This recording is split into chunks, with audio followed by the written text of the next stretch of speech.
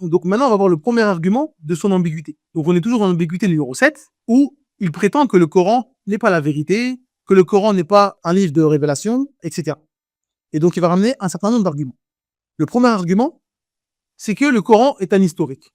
Donc pour lui, le Coran, c'est pas la vérité, c'est pas la parole de Dieu, c'est pas de la révélation. Et son premier argument pour dire ça, c'est que le Coran, il est anhistorique. Il dit jamais on ne cite les généalogies complètes. Donc on ne cite pas les généalogies complètes des personnes. On ne cite pas le temps. On ne cite pas les lieux. Et il y a très peu de pronoms personnels. Donc son argument numéro 1 pour dire que le Coran, c'est pas la vérité, c'est pas la parole d'Allah, c'est pas la révélation, c'est pas un livre révélé, c'est parce qu'il est anhistorique. Et c'est parce que le Coran, il ne cite pas la généalogie complète des personnes, il n'y a pas des temps donnés, il n'y a pas les années en 1800, 1900, etc. Il n'y a pas tout ça. Donc ça, c'est son premier argument. Donc on va répondre à cet argument. Et bien sûr, cet argument, subhanallah, il est vraiment absurde. C'est un argument qui est absurde. Donc il affirme que le Coran ne peut pas venir d'Allah, du Seigneur de l'univers, du Créateur de l'univers, car il ne mentionne pas précisément les dates, les lieux ou les généalogies, comme un livre d'histoire. Mais cette critique-là repose sur une erreur de raisonnement fondamental. Elle juge le Coran en dehors de son objectif réel. Subhanallah. Donc, c'est évident qu'on ne juge pas un livre par des critères qui ne les concernent pas. On va prendre des exemples simples. J'ai en face de moi un manuel de mathématiques. Donc la personne qui a fait ce livre-là, ce manuel de mathématiques, il a fait ce livre-là pour aider les gens qui ont des difficultés en mathématiques. Par exemple, un manuel de mathématiques pour le CE2, pour le CM1. Donc il a fait son livre du début à la fin pour nous aider dans les mathématiques. Moi, je prends ce livre-là et je dis, ce livre-là, il est nul. Il est faux. C'est n'importe quoi, ce livre-là. Et quand on me dit, mais pourquoi c'est n'importe quoi? Parce que dans ce livre-là, on ne nous parle pas de la Seconde Guerre mondiale. On ne nous parle pas de ce qui s'est passé dans les camps de concentration. On ne nous parle pas de ce qu'a fait le général de Gaulle. Si je dis ça, vous allez me prendre pour qui? Dites la vérité. Imaginez-vous que quelqu'un, il fait ce que je viens de dire. Il prend un livre de mathématiques et il dit, ce livre-là, c'est n'importe quoi. Et quand on lui dit, mais pourquoi c'est n'importe quoi? Qu'est-ce qui se passe? Il y a des erreurs, il se passe quoi? Il vous dit, parce qu'il ne nous parle pas de la Deuxième Guerre mondiale. Vous allez prendre cette personne pour qui? Vous allez prendre cette personne pour quelqu'un qui a une raison, qui est intelligent? Imaginez-vous quelqu'un qui prend un livre de recettes de cuisine. Donc, un livre de cuisine, le but, c'est de nous donner des recettes. Comment faire tel gâteau, tel plat, etc. Et je dis, ce livre de cuisine est nul. Pourquoi? Il n'y a pas de personnage, il n'y a pas de pronom personnel, il n'y a pas d'aventure. Subhanallah. Est-ce que le but d'un livre de cuisine, c'est de faire des aventures? Non. Parce que chaque livre a un objectif propre. Et on le juge selon cet objectif-là. Donc, si je veux prendre un livre de cuisine et je veux dire que ce livre de cuisine est nul, je vais dire, ce livre de cuisine est nul parce que il n'y a pas les bonnes mesures. Il dit une cuillère à soupe, quand vous respectez les mesures, bah, ça fait pas un bon gâteau. Ça respecte pas les bonnes mesures. Les photos ne sont pas bonnes, on voit pas bien le gâteau, etc. Je vais juger un livre de cuisine en fonction des critères d'un livre de cuisine. Je vais juger un livre de mathématiques en fonction des critères d'un livre de mathématiques. Parce que l'objectif, ici, c'est les mathématiques. Ça, c'est la logique même. Hein. Je suis en train de dire quelque chose qui est logique, mais malheureusement, c'est pas logique pour tout le monde. Donc, c'est pour ça qu'on dit que le premier point, la première cause de leur ambiguïté, c'est qu'ils ne connaissent pas le Coran. C'est la même chose avec le Coran. Quel est l'objectif du Coran? Le Coran n'a pas été révélé pour enseigner l'histoire, pour enseigner les sciences ou la généalogie. Le Coran a été révélé pour appeler les hommes et les djinns à adorer Allah seul. L'objectif numéro 1 du Coran, c'est l'appel à l'unicité. Ne faites pas de polythéisme. Guidez l'humanité vers le tawhid. Exposez ce qu'Allah aime et ce qu'il déteste. Le Seigneur de l'univers aime ça, le Seigneur de l'univers n'aime pas ça. Racontez des récits pour en tirer des leçons. Donc les récits ici, c'est pas pour raconter des histoires fantastiques et on est content. Non, c'est que ces histoires-là, l'objectif, c'est de prendre des leçons pour qu'on puisse se soumettre à Allah, pour qu'on puisse adorer Allah seul. Donc les récits ici, ça va être des récits sur les gens du paradis, des gens qui ont été dans le tawhid, dans l'unicité. Allah va nous dire, regardez ceux qui ont obéi à Allah, qu'est-ce qui leur est arrivé? Et regardez ceux qui ont désobéi à Allah, qu'est-ce qui leur est arrivé? Donc c'est uniquement pour ça qu'il y a des récits. C'est pour que celui qui lit dit, ah, d'accord, il faut que je sois monothéiste. Et il faut pas que je sois polythéiste. Parce que je sais ce qui est arrivé aux polythéistes. Et je sais ce qui est arrivé aux monothéistes. C'est uniquement ça, l'objectif du Coran. Le but du Coran, c'est la guider, la guidance, la miséricorde et une lumière. C'est pas un cours d'histoire.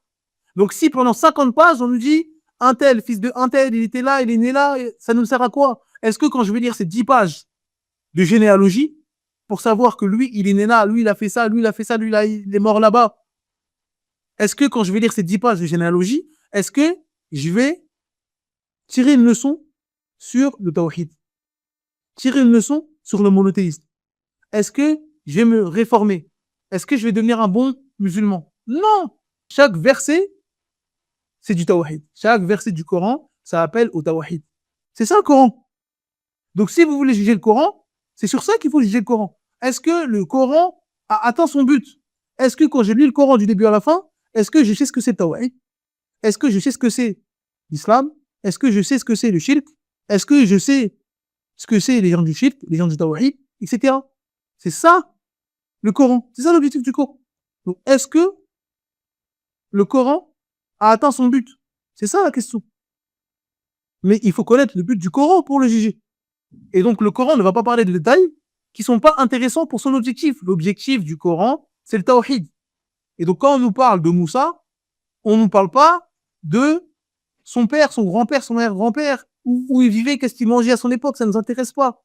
On nous parle de Moussa pour des objectifs précis. On nous parle de Issa pour des objectifs précis. Et ces objectifs-là, c'est quoi?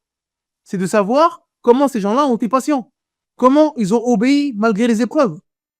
Comment Allah les a secourus. Et pourquoi certains peuples ont été détruits à cause de leur injustice. C'est ça l'objectif des histoires. C'est pas de savoir qu'est-ce qu'ils mangeaient, quel est le nom de leur grand-père, comment ils vivaient, est-ce qu'ils faisaient de l'agriculture. Ça ne nous intéresse pas, ça. À quoi ça va me servir de savoir comment ils pêchaient à l'époque de Moussa? En tant que musulman, moi, quand je vais avoir cette information, qu'est-ce que ça va me faire? Est-ce que je vais devenir un meilleur musulman? Est-ce que je vais me rapprocher d'Allah quand je vais savoir ça? Non. Donc, il n'y a aucun intérêt à ce que ça soit présent dans le Coran. Donc, comment vous pouvez dire le Coran c'est faux? Parce que il n'y a pas la généalogie dans le Coran. Mais est-ce que le Coran veut te faire de la généalogie? Est-ce que le Coran veut te faire un cours d'histoire? Tu peux venir avec un argument comme ça, en disant le Coran est faux parce qu'il est anhistorique. Il n'y a pas d'histoire. Mais le Coran ne veut pas te faire un livre d'histoire. Comme un livre de cuisine ne veut pas te faire un livre d'histoire. Tu ne peux pas arriver en te disant ce livre de cuisine est faux. Pourquoi? Parce qu'il n'y a pas d'histoire dedans. Non. Le but d'un livre de cuisine, c'est de te faire des recettes. Le but du Coran, c'est que tu sois un monothéiste. C'est que tu adores Allah seul sans associer. C'est ça l'objectif du Coran. Allah Azza wa Jalla dit لقد كان في قصصهم عبرة لأولي الألباب ما كان حديثا يفترى ولكن تصديق الذي بين يديه وتفصيل كل شيء وهدى ورحمة لقوم يؤمنون. dans la sourate 12, au verset 111, d'après la traduction approximative, Allah Azza wa Jalla dit dans leur récit, il y a certes une leçon pour les gens doués d'intelligence. Ce n'est point là un récit inventé, mais une confirmation de ce qui existait déjà avant lui. Un exposé détaillé de toutes choses. Un guide et une miséricorde pour des gens qui croient. Donc, dans ce noble verset, Allah Azza wa Jalla nous dit quel est le but du Coran. Dans ce récit-là, il y a une leçon pour les gens doués d'intelligence. Le but, c'est qu'on nous raconte des histoires. C'est dans Surat Yusuf. Pourquoi Allah Azza wa Jalla nous raconte l'histoire de Yusuf, alayhi salam? À quel moment il a révélé cette sourate? Il a révélé cette sourate-là dans l'année de la tristesse. Quand le prophète Mohammed sallam, il a perdu sa femme Khadija radhiyallahu anha. Quand il a reçu un embargo, il mourait de faim. Le prophète sallam était éprouvé. Il a perdu également son oncle Abu Talib. Donc c'était une année difficile. Allah Azza wa Jalla a envoyé cette sourate pour dire à son prophète, oh prophète d'Allah, oh Mohammed, il y a des gens qui ont souffert avant toi. Et plus que toi. Ils ont eu des épreuves plus dures. Regarde l'histoire de Youssouf. Et après, nous, on va lire le Coran. Quand on va être éprouvé par des petits tracas de notre vie, on va lire sur notre Youssouf, on va dire, mais il y a des gens, ils ont été éprouvés comme Youssouf, alayhi salam. Donc, ces histoires-là, elles ont un but. C'est une exhortation pour le croyant. Ça nous appelle à être patient. Ça nous appelle à être sur le tawhid, dans la vérité. Et c'est pas un cours d'histoire en nous disant Youssouf, il est né en telle année, en Mésopotamie, ça ne sert à rien, ça. Il y a des historiens pour ça. Et celui qui est intéressé par l'histoire, il va lire un livre d'histoire. Mais celui qui lit le Coran, il a un but, c'est de devenir un musulman, un pieux. C'est ça l'objectif du Coran. C'est pas de devenir un historien. Celui qui veut être historien, il va lire des livres d'histoire. Ibn Qayyim, rahimallah, il dit, tous les versets du Coran impliquent le tawhid. Soit ils attestent de l'unité d'Allah, soit ils appellent à lui. Soit ils nous informent des noms d'Allah, ses attributs et ses actes. Ceci est du tawhid d'information, car il nous informe que lui seul a ses noms et attributs, et que lui seul peut faire ce qu'il fait. Soit ils appellent à son adoration seul et sans associés, et ordonnent de se débarrasser de tout ce qui est adoré en dehors de lui. Ceci est du tawhid de la demande. Soit il s'agit d'un ordre ou d'un interdit. Ceci fait partie des devoirs, de l'unicité et de sa concrétisation. Soit il nous informe sur les miracles qui ont été offerts aux gens du tawhid, ainsi que l'obéissance des gens du tawhid dans ce bas monde. Soit il nous informe sur les récompenses que les gens du tawhid ont eues dans ce bas monde, et ceux qu'ils auront dans l'au-delà. Ceci est la récompense du tawhid.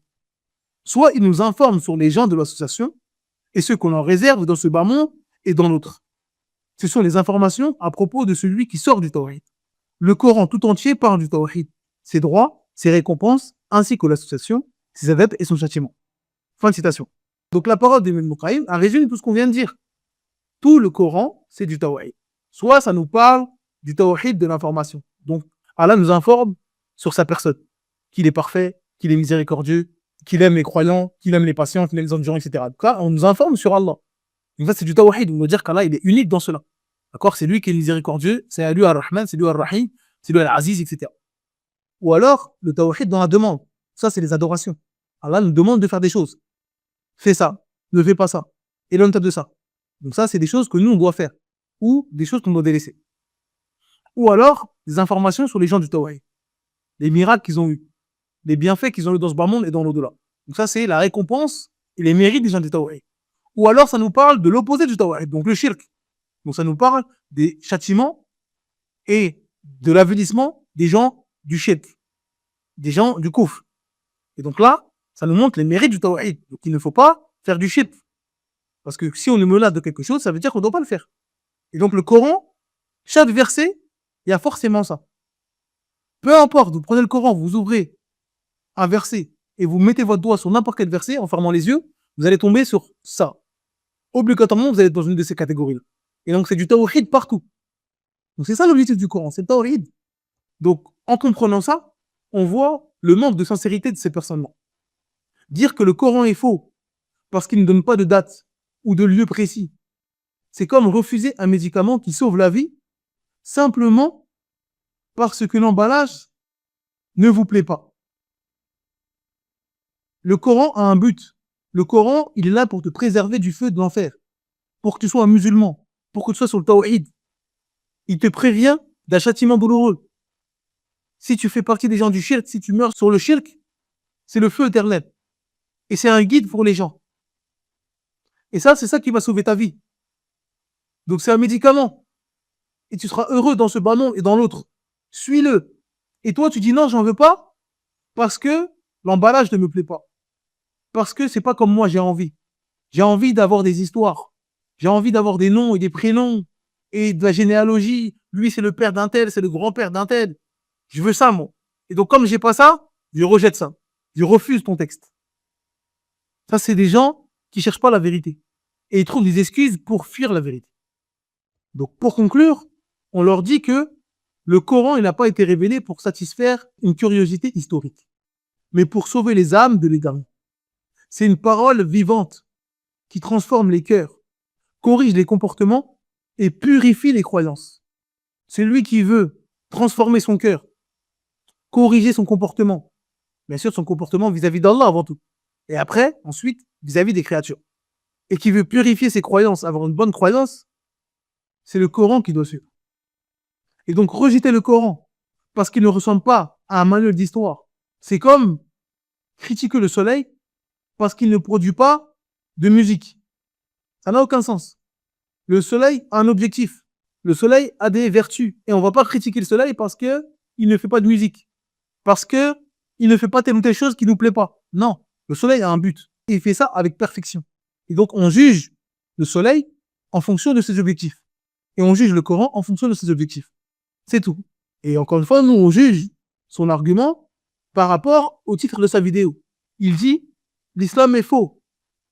Et ses arguments pour dire que l'islam est faux, ils sont fallacieux. L'islam est faux parce que ça me plaît pas. L'islam est faux parce que j'aime pas la manière dont le Coran a été écrit. Mais en quoi le fait que ça ne te plaît pas, ça veut dire que c'est faux. Moi, je voulais lire Baudelaire parce que j'aime Baudelaire. J'aime Shakespeare. J'aime la littérature. J'aime les histoires. J'aime la généalogie. J'aime Balzac. Et donc, comme j'aime tout ça, je veux lire le Coran à la manière de Balzac. Et donc, comme je lis pas le Coran comme Balzac, bah, le Coran est faux. C'est ça vos arguments? Donc, comme le Coran est faux, l'islam est faux.